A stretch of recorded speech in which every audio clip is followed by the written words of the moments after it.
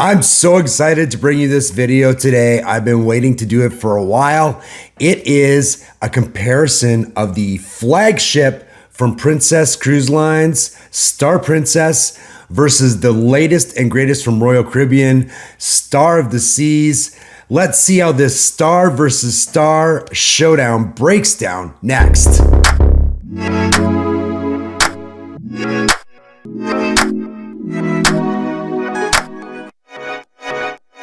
Hey, thanks for checking out the video today. If you haven't been to my channel before, it's all about how I get on the world's biggest and best cruise ships without paying any fare, just by utilizing their casino loyalty programs. I explained how I do it and how I've been on over 30 free cruises just by playing in the casino. Part of my experience on this journey has been getting on some of the newest and best cruise ships in the world, and recently that meant sailing on Royal Caribbean Star of the Seas, which is their latest and greatest, and on Star Princess, which is Princess's brand new Sphere class ship. So I decided, since they were both called Star, let's do a little comparison of Star of the Seas versus Star Princess in some key categories to see which ship you should sail on. Now, of course, these are just my opinions. You may have differing opinions. You may have different objectives when you're on a ship, different things that you like, but I'll tell you how I felt in these key categories on ship versus ship, so you can decide which fit is best for you and decide which one you want to sail on. As a budget cruiser, I don't do things like excursions, generally speaking. I don't do specialty dining, so I won't be doing any comparisons there. I'm making my comparisons strictly as a budget cruiser who's mostly just experiencing the baseline cruise from both of these ships. Let's start with a category that most people are very interested about when they get on a cruise ship, and that is the food. So again, I didn't do any specialty dining on any of these sailings, so this is just the free fare that is included with your cruise fare. One of my biggest criticisms of Royal Caribbean is that their free food has kind of gone a bit downhill. The quality's sagged a little bit. There's less options. The free options aren't open quite as long as they used to be. And part of that is because they're trying to funnel people into their paid options like Azumi or Chops or any of their specialty restaurants. Having said that, the experience on Star was much better. There were a lot of free places to eat. I found the food quality to be quite good. Things like Base Camp, El Loco Fresh, even the Windjammer was much bigger, and there was a lot more to choose from. I didn't feel at any point on this sailing that I needed to go to a specialty restaurant. There was a lot of options to choose from. And as a matter of fact, I didn't even eat in the main dining room. I was traveling solo, so I generally don't eat at the MDR, but I had so many options throughout the day and into the evening that I just went elsewhere and really enjoyed the food all over the ship. But having said that, the food on Princess has always been great. I think that's one thing people who sail on Princess say, is that they really do their free food options quite well. There's always a lot to choose from, and it's really fresh and delicious. And Star Princess took this to a whole new level. Their buffet, the eatery, was the best buffet food I have had on any cruise ship, bar none. The selection, the quality of the food was all main dining room quality or better, and just cuisines from all over and a lot of variation throughout the day and throughout the days of the sailing. It was fantastic. So you do that, and then you have all of your food options on the Lido deck. You've got your food options on the promenade along the eatery. There's just a lot of great food on Princess.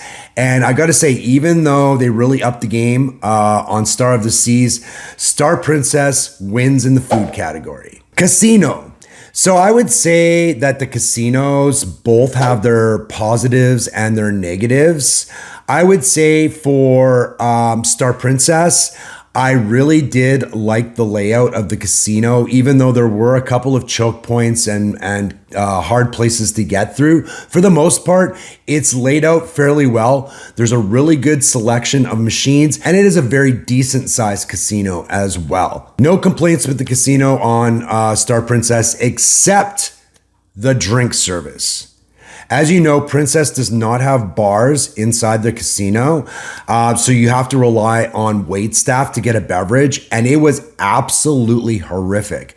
I did a 3-night, and then I also did a 5-night, and I would say for the first at least half of this cruise, getting a drink in the casino was very, very difficult. I wouldn't see a waiter in the casino for like a long time. And then when I finally did flag one down, it would take 30 minutes sometimes to get my drink. It was not good. It was so bad that I actually left the casino multiple times and I went to the bar that's right next to the casino. I think it's Crooners. I think that's what it's called. I can't remember. But that's not good, right? You want to sit and relax and play your games. And you also don't want to be stuck on a machine playing, waiting for a drink. It's terrible. So about halfway through the second sailing, they did start rolling in this bar that was just on a big cart. And that was a definite improvement. But the selection was quite limited at that bar. So I think they did try to address it a little bit, but it certainly was subpar. So that was my main gripe with the Star Princess Casino. Star of the Seas Casino is beautiful. It's bigger than the Star Princess Casino. It's got a bigger variety of games. Overall, I like the slot selection better on Star of the Seas. I also love the bar, big, beautiful bar, some video poker tabletops. I think there was 8 in total. So you could get drinks really easily by walking up to the bar. A lot more waiter service as well. The one main complaint I have with the casino in Star of the Seas is it's just not designed well for traveling. You will walk like 10 feet, have to take a left, walk 10 feet, have to take a right. A big pillar will be in a way. So there's so many pinch points. Getting through the casino, especially when it's busy, is kind of like a gauntlet. So that was a little bit frustrating to me. But other than that, I thought the overall casino experience was really great. Like I said, I love the slots in the casino, and the bar is a big win. So for that reason, Star of the Seas wins the casino battle. Ship layout. So I don't think there's going to be too much debate here. If you've been on a Sphere class ship from Princess, you know the ship is not laid out great. There's a lot of you can't get there from Kiers.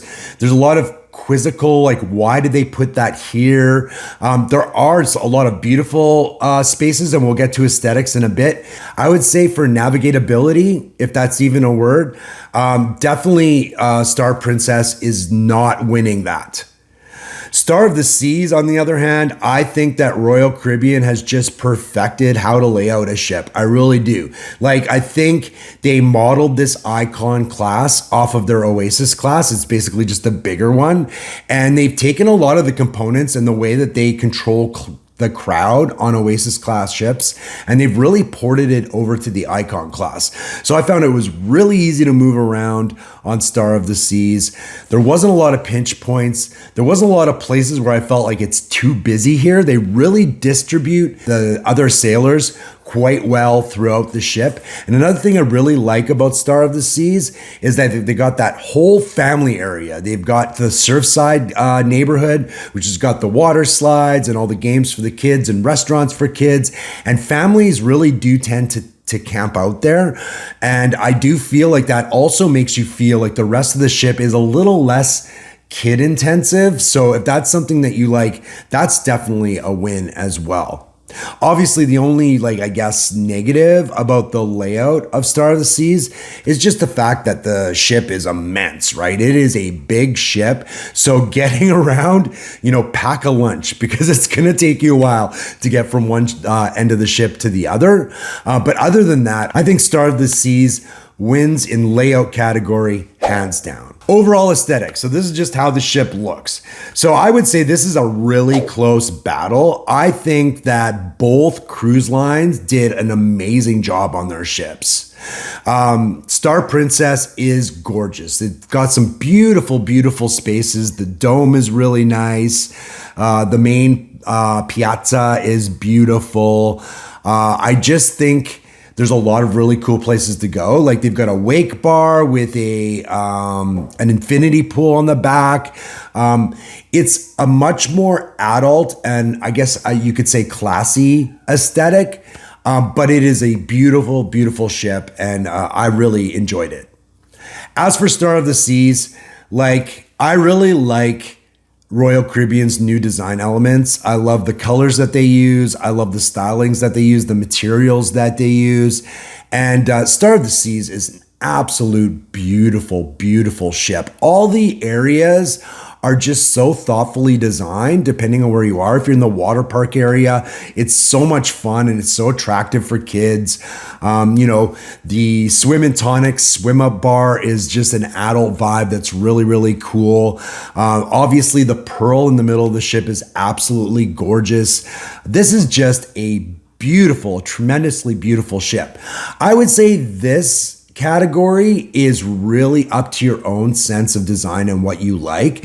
I think Star of the Seas is a lot more bold. They use more bold colors and ideas and design elements, whereas Star Princess is a little bit more refined and a little bit more elegant, but it's also a lot more muted. So for me, I would say Star of the Seas wins this one, but you could easily say that Star Princess would win as well. Fun. I mean, I think this one is kind of loaded. It depends on what you think is fun. If you think laying out and in quiet serenity is fun, if you just like to have a cocktail and read a book, if you just want to chill and do some like more adult themed, slower paced activities, Star Princess would be a great option for you. But if you're just talking about just the sheer variety of things that you can do and the fun things to do, like Star of the Seas, I think, has got to be the winner here. They do some of the more adult things. You can lay out, you can read a book. There are quiet areas that are kid free, but you could also do karaoke. You can do water slides. The list of things that you can do on Star of the Seas is pretty much endless. Like you could be on that ship for a month and still find new things to do. So for that reason, I think for fun factor, Star of the Seas wins. Amenities. I think that this is probably not much of a fair fight either. It goes back to the fun factor or things to do. Star of the Seas is just a massive ship. And for that reason, there's just more amenities. There's more things to do. There's more shops. There's more area in the spa. There's a bigger gym. Like everything is just bigger. The amount of pools on Star of the Seas is amazing. And the different types of pools. They've got like edge pools on the side of the ship that are smaller. They have the Swim and Tonic, which I mentioned before, which is that adults only with a swim up bar. There's all the pools in the kids areas for the kids to swim in. Like there's just a massive amount of amenities on Star of the Seas. I think it's really not fair because I think you'd be really happy with the amenities on Star Princess. But if we're doing a pound for pound comparison, Star of the Seas wins this one easily.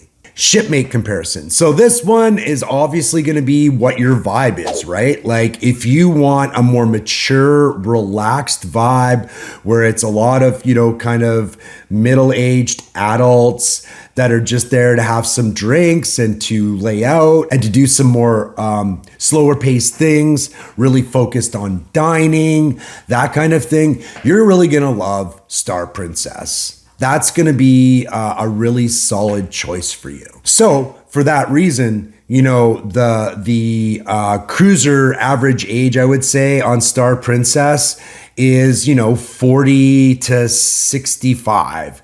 And it's going to be a lot of couples and solos. There's not going to be too many kids, although there are more kids on this ship than on a traditional Princess ship because there are more things for kids to do. And I do believe that Princess is trying to rebrand somewhat and capture some of that family.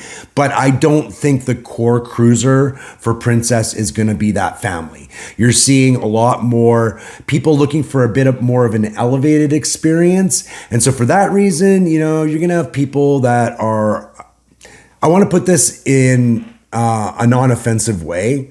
They're more chill, maybe a little stuffy.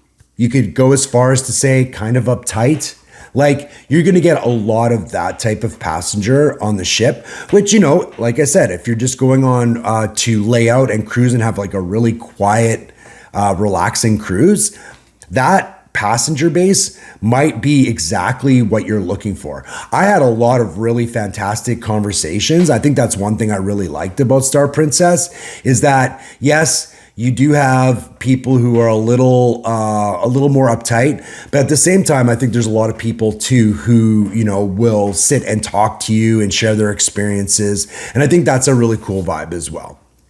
Royal Caribbean, of course, it's going to skew much younger. There's going to be a lot of families on board. And there's going to be, you know, a lot of younger cruisers. So when, I mean by that is like 21 to 40. There's going to be a lot of more of those. So you're going to get more of a party vibe, right? You're going to get more people that are drunk, letting loose, having a great time. So, you know, if you're looking to relax and chill, you don't want any of that. Like, you know, it might not be your vibe, but the good thing about Star of the Seas is that there are a lot of places you can go to get away from that too, right? The Solarium is a great place to go. That's almost always chill. It's 16 and over, so you're not going to have kids running around and, you know, loading up the hot tubs.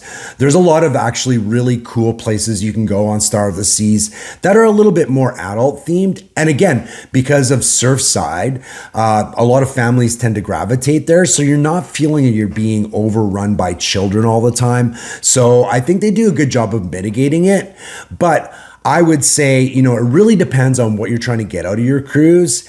And for that reason, that will determine what kind of cruiser you're going to identify with more and like more. Me personally, I like a blend of both. So Star of the Seas is my choice just because if I want to go to the club one night, I can go and listen to newer music and dance and have a good time, or go check out karaoke, or just be in that fun party vibe. But I can also go and just chill in other places as well. So I really like that variety. For me, I would say I would choose the Star of the Seas Shipmates over the Star Princess Shipmates. But for you, that might be different. Tech. So I think this is kind of a split down the middle, and I'll explain why. So Princess's app is fine, but it's not great. Like, it does have your step-by-step navigation. So if you want to get from one place to another, you can plug it into the app and it'll take you right there. But it's got some weird gaps. Like, it doesn't show you the hours of the restaurants or what's open now, which I find to be kind of annoying. You have to go to your shipboard TV to get that. So I think they could definitely do a lot of work on the app, and it's surprising because, you know, the Carnival app is actually really, really good. And I think that Princess could take some of the components from the Carnival app and port it over to the Princess app to make it even better. Some of the things I do like is that you can order through Ocean Medallion and have stuff delivered to where you are. Now, that service has always been kind of unreliable as far as I'm concerned. I've ordered drinks and like waited forever and then just finally gave up. So you have to be a little bit careful. I do like ordering my room service on the app. You can do it on your way back to the room and then not have to wait too long for that room service, which was very good on this sailing, by the way. The one big positive for Princess is they've gone all in on the tap feature functionality. So you have your medallion, which gets you into your room. You don't even have to tap into your picture. As soon as you walk up, it's proximity based, so your door unlocks for you, which is super convenient. You walk up to a bar and your profile loads for the bartender, so he already knows about you. He knows your name. He can easily get you a drink. You don't have to deal with anything. Sometimes you will have to take your medallion and touch it to a little keypad that they've got around bars and stuff like that. But for the most part, it is super easy, and I really like that convenience. Now, I know that Royal Caribbean does have kind of similar functionality. It's not quite as developed, and it would be a nice to have. I don't think that it's really a game changer. It's just a cool little feature when it comes to tech. Royal Caribbean continues to make their app better. Their ad functionality almost seems like every time I get on the ship, they've got a little bit more.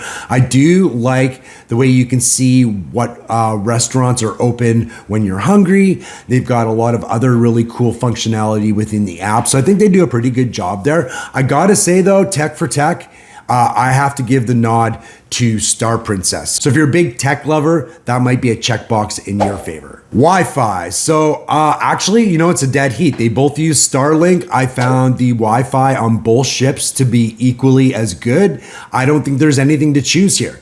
Couple things to note. If you're Diamond Plus on Royal Caribbean and you're Prime, for instance, and you're going on a 4-day cruise, you get 2 days of free Wi-Fi with Diamond Plus, and then you can buy the other 2 days, apply your 30% Prime discount to Wi-Fi, and really get a good deal on Wi-Fi. On the flip side, Princess really knocks it out of the park with Princess Plus. That is the package you can buy that gets you a ton of great stuff, which we're going to talk about a little bit more in the next session, which is value.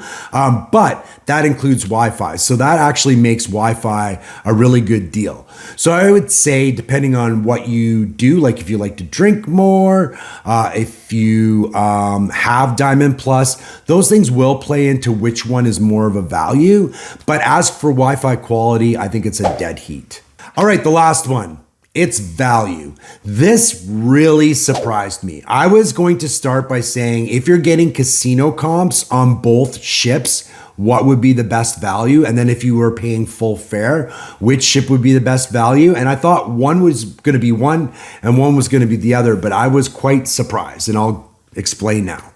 So if you are doing a casino comp for both of these sailings, you're going to find that Princess is the better value. And the reason I say that is going back to this Princess Plus. Princess Plus gets you a ton of great stuff, all for $60 a day, although I do believe it's going up to $65 a day, and it may have already gone up. So keep that in mind. But the stuff you get is incredible. You get prepaid gratuities, that's about $18 a day. You get free Wi-Fi, that can be up to $24 a day. You get free drinks all around the ship, and that includes coffees and non-alcoholic beverages. That is a huge value. You're looking at, for Royal Caribbean, paying $60, $80, and maybe even more for that package alone. So Princess Plus covers that, plus all the other stuff you get. You get 2 casual dining, so that would be the Irish pub and Alfredo's, which is the pizza place, which is fantastic. You get 2 of those on a sailing. You get 1 premium dessert a day. You get other stuff as well. So as you can see, Princess Plus is an amazing value. So if you're not paying fare, you're definitely getting a lot of bang for $60 a day. So if I was to get all the things from Princess Plus on Star of the Seas per day, I'd be looking at like over $100 a day, quite a bit over $100 a day. So for that reason, I would say that Star Princess is definitely the better value if you're cruising on comps. Now, if you're well set up on Royal Caribbean, that might be mitigated a little bit. So if you're Diamond Plus like me, you get those 2 free days of Wi-Fi. You also get 5 free drinks anywhere on the ship every day, which can really, mitigate the need to get a drinks package. So those things will draw down what you spend per day on the ship. But Princess Plus is really giving you a lot more kind of convenience, and you're probably not going to pay significantly more for the Princess Plus package than you would to buy all of those other things a la carte, and you're getting unlimited free drinks. So that includes your coffees and stuff like that. So for that reason, I do think that Princess is the better value for people who are cruising on comps. This is what surprised me. So Princess aligns themselves as a luxury brand. Royal Caribbean is kind of a mainstream cruise line. So I very much expected Royal Caribbean to win the full fare value proposition, but they do not. I did a search. I went in incognito, so I wasn't logged in. None of my benefits factored in on either cruise line. And I just did a fare for fare comparison on a 7-night, a solo cruiser. A solo cruiser on Star Princess on a 7-night, $1,300. A solo cruiser on a 7-night on Star of the Seas, $2,600. That is double price. That really shocked me. I did think that Royal was going to come in lower. And I would imagine if you did an Oasis class ship, it may be more competitive. It's probably going to be a little cheaper. But we're doing a Star versus Star comparison. And, Star of the Seas is double the price. So that is something you really need to think about if you're booking, especially if you're going to book for your family, because of course that is only going to get more and more expensive. So there you go. There's the Star versus Star comparison. Which ship, based on this information, would you choose to sail with? Let me know in the comments. I can't wait to hear. Coming up next on the channel, I am so excited. We are doing a back-to-back on Wonder of the Seas in 1 week's time. We're doing a 3-night and a 4-night, and our timing for this cruise couldn't be better. I will be sailing with someone you already know, probably if you've seen any of my other videos, Jesslyn, my travel agent and cruise buddy. We get to do a trial run of Royal Beach Club Paradise Island in Nassau. That's scheduled to open later on in December, but they're doing some testing. So they've invited us to come check it out. We get free food, free drinks, be able to see all the amenities, show them to you, try all the food, try the drinks. And I'm going to be live streaming that. So I will be giving more details as that comes along. We'll do a live. You can ask questions as we go. I'll do my best to answer all of your questions. And a really cool thing about it too is I believe we're tendering right over. So we tender over from the ship instead of having to walk out of the port and all the way around or get shuttled that way. We're just tendering back and forth, a really quick little tender. So I'm excited to see what it's all about and share that with you. Make sure you're subscribed to my channel and you click the notification bell so you know when that live happens so you can jump on and ask all of your questions. As always, thank you so much for watching.